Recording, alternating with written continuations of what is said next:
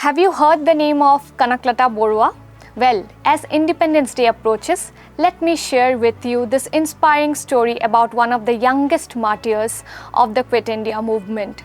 Kanaklata Barua was a courageous teenage girl who became one of the youngest martyrs of India's fight for independence.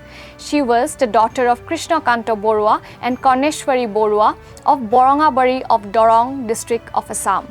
Born on December 22, 1926 in Assam, she faced hardships early in life, losing her mother at the age of 5 and her father at 13. Despite these challenges, she was determined to fight for her country's freedom. In 1942, during the Quit India movement, Kanaklata joined a group called Mrityu Bahini, composed of brave young people from Gaupur, Assam. On September 20, 1942, they decided to hoist the Indian flag at the local police station as a symbol of resistance against the British rule. Undeterred by the police's warnings of violence, Kanaklata led the group holding the flag high.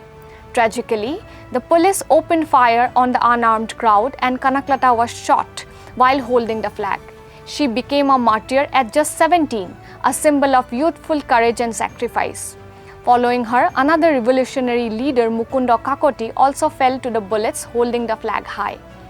Kanaklata Barua's story is a powerful reminder of sacrifices made by young freedom fighters during India's struggle for independence. Her bravery and unwavering spirit continue to inspire generations.